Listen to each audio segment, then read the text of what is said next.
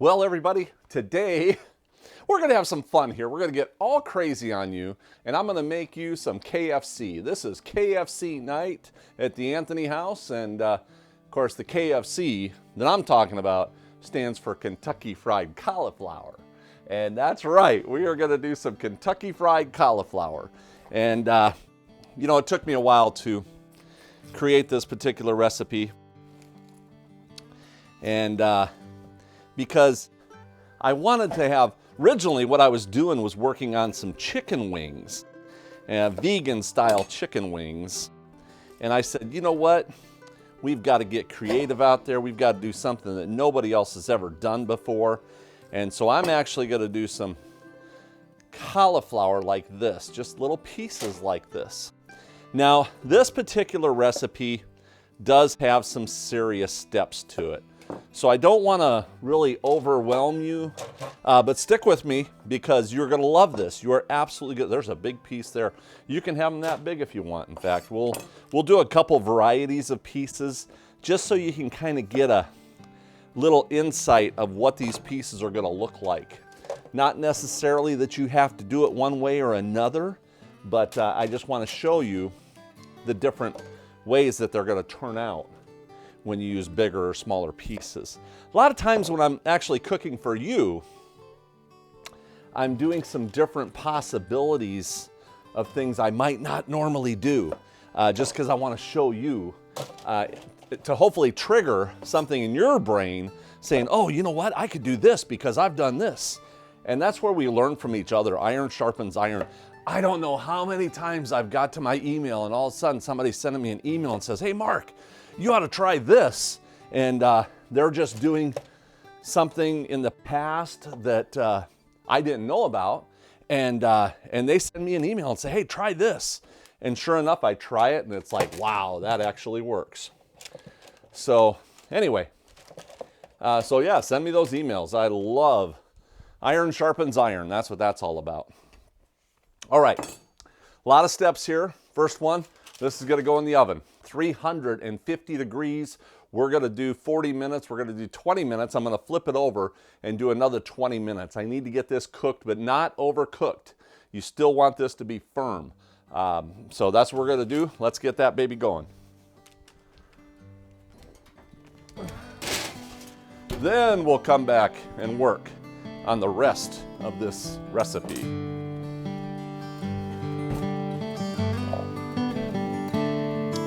All right, it's been 40 minutes, 20 minutes on each side.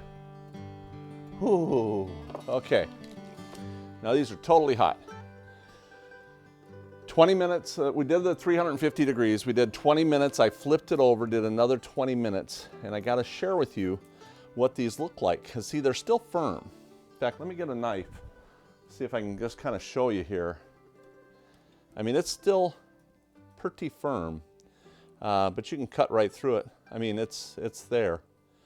Still has crunch, but that's what you're looking for. You don't want it overcooked because we've got some other work to do here. In fact, let me just set this aside for just a second here. Here's our secret marinade. I've got 2 cups of almond milk here. I've used soy milk. I, have a house that my wife always loves the almond milk, so sometimes that's what I got. And so we're going to find out if you can use anything. And then this right here is some of this cayenne pepper sauce, and I'm going to do a tablespoon of cayenne pepper sauce with that almond milk.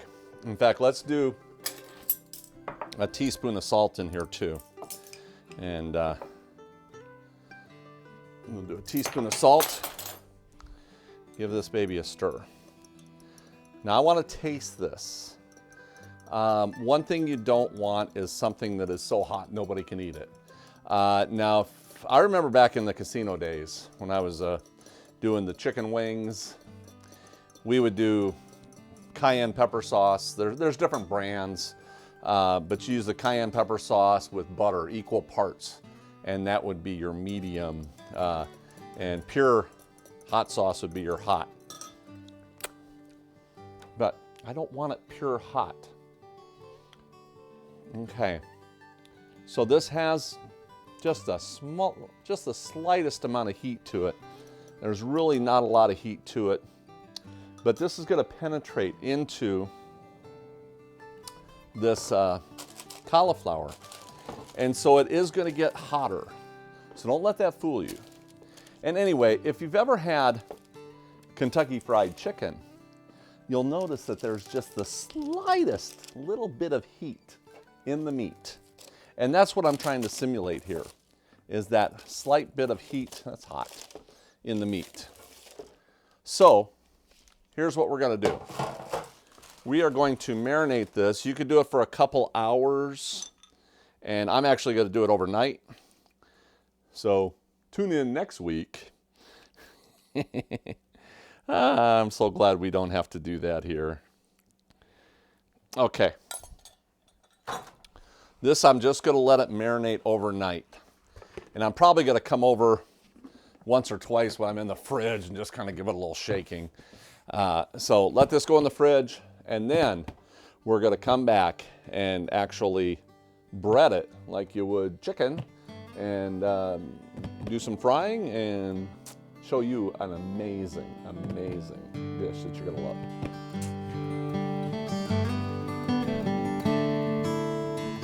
All right, everybody.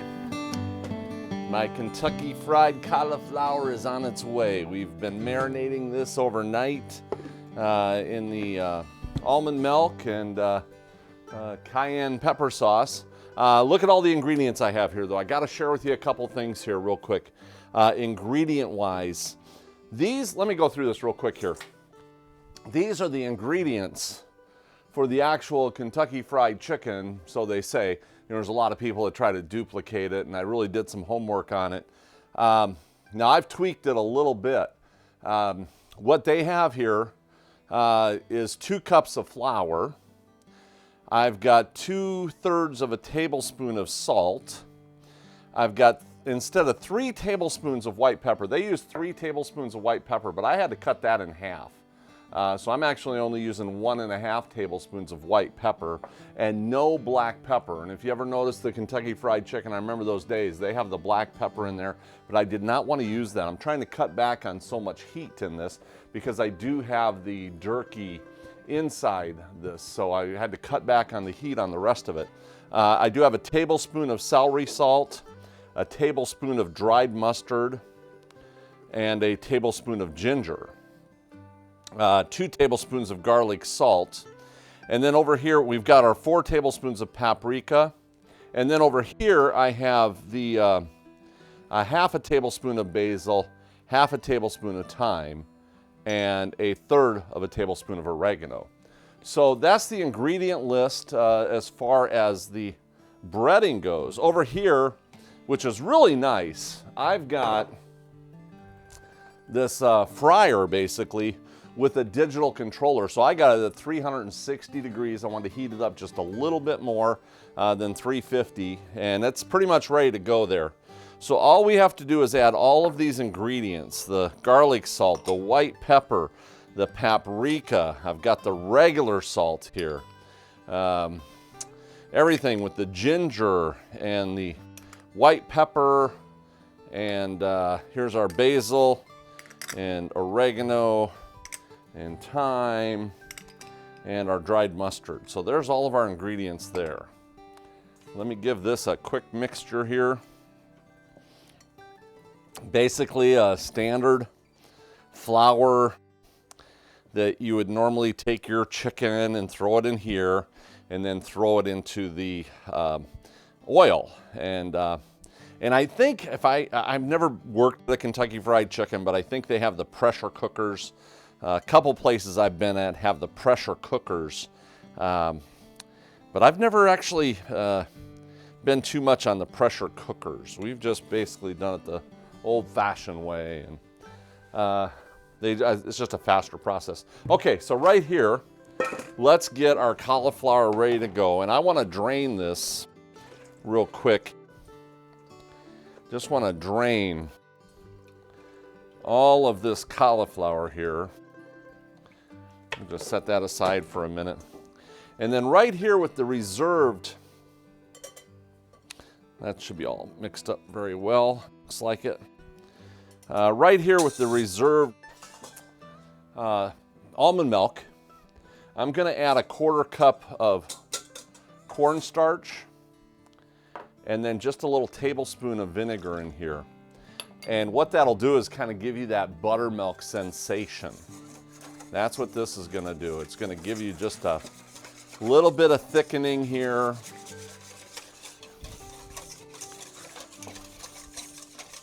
And I could actually taste this right now.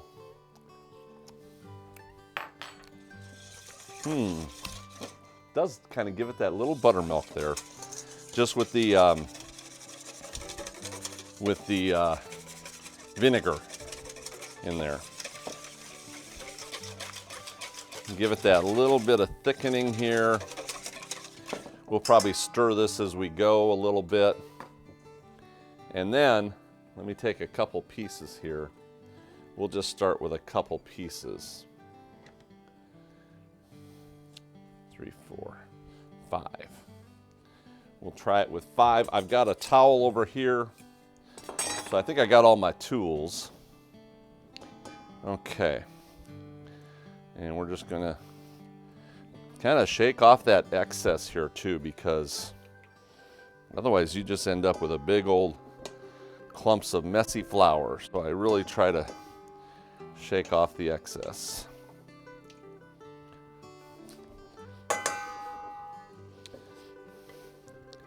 Okay. So hopefully we can get this covered nice.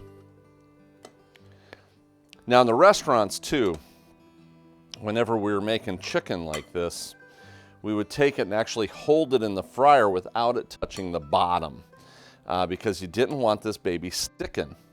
So we don't have that option here, but I'm just going to try to take it nice and light here. Hopefully it's not going to stick to the bottom. I'm using one of my brand new tools here. Salad Master sent me a fryer to test out. So that's what we're doing today. Okay, there's our first 5. Normally this is going to take about 4 to 6 minutes. Sometimes you want to give it a little turn, but you don't want to turn it right away, or you're just going to take those toppings that you just put on there and just run them everywhere. So we're going to let this baby go a little bit, and then I'll do some stirring on it. Okay, now just after about 4 or 5 minutes, I'm pulling these out of here. I do not want to overcook these, because what I'm really doing here is making sure that that coating is sticking right to this cauliflower. And I'm going to pull these out. Let me show you this real quick. I'll see if I can get it on that camera there for you. See those babies? Look how crispy they are. And I don't want to overdo this, because I'm going to actually finish this off in the oven. I'm going to get all of these done, put it on the pan, and then you can always finish it off in the oven, give it a little more baking. So that's why I'm going to kind of set that aside. Otherwise, I would let it go in the fryer here. If I was going to cook it right now to eat it, I would actually let it go for about another, 2 minutes. Another 2 minutes, and it would be done. For right now, I just want to get all of this cooked off here. So we are going to get to work and knock all of this out.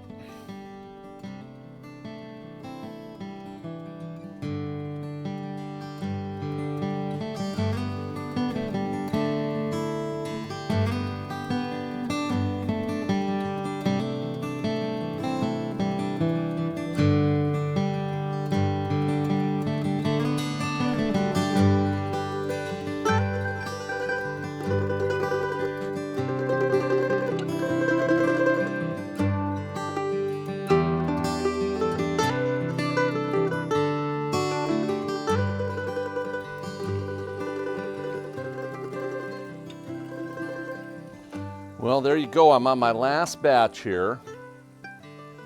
And just take a look at how beautiful these babies turned out. Oh my, what a picture this is gonna be.